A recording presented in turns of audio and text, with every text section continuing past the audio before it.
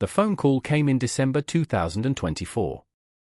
On the other end, a filmmaker, breathless, promised a story so explosive, so unbelievable, it could only be a movie. A man, an Olympian, kidnapped by a Mexican cartel, forced to fight for his life in a secret, brutal tournament. It was a tale ripped from a pulp thriller, dramatic and terrifying. Too dramatic, perhaps. Too perfect. But what if it was true? What if, beneath the lurid details, lay a darker, more intricate truth than anyone could imagine? The man at the center of this extraordinary claim was Mauricio Morales, or Mao, as he preferred to be called. He was presented as a former Olympian, a decorated athlete whose past glories had, in this version of events, become his curse and his unlikely salvation. The story Mao spun was one of sheer terror and desperate survival, snatched off the streets of Mexico, thrown into a world of cartel brutality, only to be singled out because of his athletic prowess. His captors, upon discovering his Olympic background, had allegedly decided he was too valuable to simply execute. Instead, he would be pitted against other unwilling competitors in a gladiatorial spectacle, a perverse inter-cartel games where the prize was life itself. It was the stuff of nightmares, and Mao presented himself as the man who had lived through it all. My initial reaction was, understandably, a healthy dose of skepticism. Stories of such theatrical brutality, while not unheard of in the dark corners of cartel activity, often carry the faint scent of embellishment, or worse, outright fabrication. Yet, the filmmaker was insistent, the details, while wild, felt specific enough to warrant a closer look. I specialize in deep dives, in unearthing the human truth beneath the sensational headlines. So, I agreed to meet Mao. Over several months, our conversations unfolded, a series of interviews that painted a vivid, harrowing picture of his alleged ordeal. He was compelling, his gaze direct, his memory for the terrifying minutiae seemingly sharp. He spoke of the fear, the pain, the desperate will to live. Slowly, carefully, the wall of my skepticism began to show hairline cracks. The turning point came when Mao invited me to Mexico. He offered to show me the very locations, to introduce me to the people who could corroborate his extraordinary claims. This was it, the opportunity to move beyond recorded interviews and into the tangible world where his story had allegedly taken place. For a journalist, this kind of direct access is invaluable, a chance to ground a potentially fantastical narrative in concrete reality. Mao emphasized the danger, the ever-present threat of cartel retribution, a detail that, rather than deterring me, only added a layer of grave authenticity to his narrative. If he was willing to risk so much to share his truth, perhaps there was indeed a truth to be found. The stakes felt impossibly high, the potential for a truly groundbreaking story hanging in the balance. My arrival in Mexico City was carefully orchestrated. Due to Mao's warnings about cartel presence, I was accompanied by a fixer, a local professional skilled in navigating the city's complex social and security landscapes. We moved with caution, the weight of Mao's narrative pressing down on every interaction. He led us to the alleged site of his kidnapping, a seemingly ordinary street corner, now imbued with a sinister history. He introduced us to people he claimed were his associates, individuals who nodded gravely as he recounted fragments of his harrowing escape. Each detail, each hushed conversation, seemed to reinforce the narrative Mao had so meticulously built. The city itself, vibrant and chaotic, felt like a character in his unfolding drama, its hidden alleys and bustling markets potentially concealing the brutal realities he described. Yet, even as the pieces seemed to fall into place, a quiet unease began to settle in. One particular visit stood out, a trip to a cartel-controlled market. The air was thick with the scent of spices and exhaust fumes, the murmur of hundreds of conversations. Mao insisted we bring a security guard, a grim-faced man who stayed close, scanning the crowd. The tension was palpable, or so it seemed, in Mao's telling. But as I observed Mao, as I watched his interactions, something felt subtly off. The way he gestured, the way he spoke, it all felt performed. The fear he projected, the way his associates looked at him, it was almost too perfect, too much like a scene from a movie.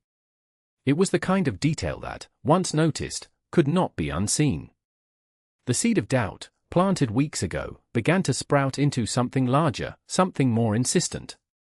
What if the elaborate stage Mao was setting wasn't for cartels, but for me? Back in my hotel room, the quiet unease morphed into active investigation. The first thread I pulled was Mao's Olympic past. An Olympian, especially one significant enough to be recognized by a cartel, should leave a clear public record. Medals, competition results, team rosters, press clippings. I dove into sports archives, combed through International Olympic Committee databases, and searched for any mention of a Mauricio Morales fitting his description. What I found was a blank. No records of an Olympian by that name. No official participation. It was as if his entire athletic career, the very foundation of his dramatic kidnapping story, had simply vanished into thin air. The meticulous details he'd shared, the vivid memories of competition, now seemed like carefully constructed fictions. The weight of this discovery was immense. If this core piece of his identity was false, what else was? With the Olympic claim debunked, the investigation spiraled outward. I began scrutinizing every piece of information Mao had given me, every name, every detail. What emerged was a pattern of shifting identities. He had, at various times, presented himself under different names, with different backstories.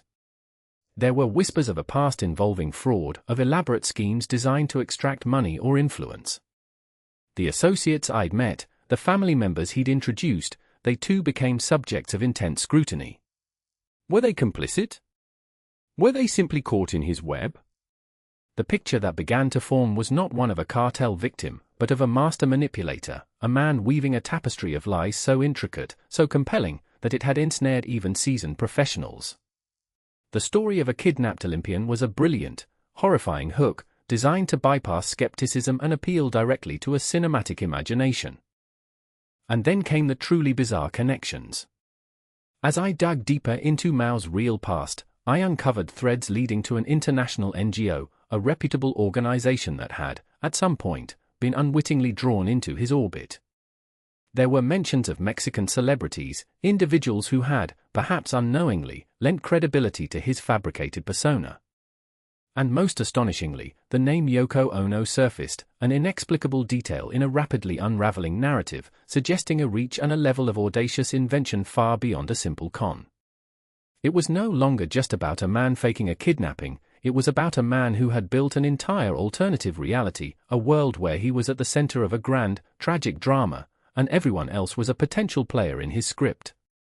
The sheer audacity of it was staggering, revealing a criminal mind far more complex than any cartel operative. The true story, the one I finally pieced together in Mexico City, was a complete inversion of Mao's original narrative. It wasn't a tale of a man brutally victimized by cartels, but of a man who preyed on the credulity of others, using a terrifying, yet thrilling, story as his ultimate weapon. The elements he wove into his narrative, the cartels, the Olympics, the life-or-death tournament, were all carefully chosen, each designed to elicit maximum emotional impact and to secure the attention he craved. He understood the power of a compelling story, the way it could bypass logic and appeal directly to a desire for drama, for heroism, for the unbelievable. He had crafted a masterpiece of deception, a narrative so potent that it had captured the imagination of a filmmaker and, for a time, even my own. The cost of Mao's deception was not just the time and resources of those he duped, but something far more insidious. He had leveraged the very real fears and dangers of Mexico, the very real suffering caused by cartels, to construct a personal fantasy. He had profited, emotionally and perhaps financially, from a narrative that trivialized genuine trauma. For those who had initially believed him, for the communities grappling with actual violence, his story was a grotesque parody. It underscored a disturbing truth, that in a world hungry for compelling narratives, the line between truth and fiction can be easily blurred, especially when the fiction is more exciting, more dramatic, than the truth. It forced a re-evaluation of how we consume stories, and how easily we can be led astray by a charismatic storyteller, even when the details defy belief. Despite uncovering the extent of the deception, some questions lingered, forming the edges of an unresolved mystery. What truly motivated Mao to construct such an elaborate fabrication? Was it solely for financial gain, or was there a deeper, psychological need for attention, for significance, that drove him to such lengths? The lines between identity and persona had become so thoroughly entangled that it was difficult to discern where the real Mauricio Morales ended and the constructed Mao began. And what became of the filmmaker, the one who had first brought this incredible story to my attention? The film project, built on such a shaky foundation, was undoubtedly in jeopardy. The journey had begun with a terrifying claim of cartel violence and ended with a quiet, unsettling revelation about the human capacity for invention and the intricate ways we can deceive each other and ourselves. This wasn't a story of cartel brutality, but of another kind of danger, the danger of unchecked narrative, of stories that become more powerful than truth. It was a story about how easily we can be manipulated by a compelling performance, how our desire for a dramatic truth can sometimes blind us to the simpler, more mundane lies. My investigation into Mauricio Morales began with the promise of a chilling tale of survival against impossible odds. It concluded with the far more unsettling realization that the only true victim in this particular drama was the truth itself. The real narrative wasn't about a man escaping a cartel, it was about a man escaping his own reality, building a new one with carefully chosen fictions, and inviting the world to believe him. And for a while, many did. The echoes of his grand narrative still linger, a testament to the power of a story, even when it's entirely fabricated. The experience with Mau Morales was a potent reminder of the journalist's perpetual challenge to discern not just what is said, but why it is said. To look beyond the surface, beyond the captivating drama, and to seek the bedrock of verifiable fact. It revealed that sometimes, the most dangerous stories are not the ones with monsters and explicit threats, but the ones crafted with such artifice that they make us question our own perceptions, our own judgment. The true tale of Mauricio Morales, the one of fraud and false identities, of an international NGO and Mexican celebrities, of Yoko Ono and a world-class performance, was far more complex, and in its own way, far more chilling than the original pitch. It was a story not of a victim, but of a perpetrator, a master of narrative manipulation, reminding us that sometimes, the most compelling stories are precisely the ones we should scrutinize the most closely. And in the end, it raised more questions about whom, and what, to believe.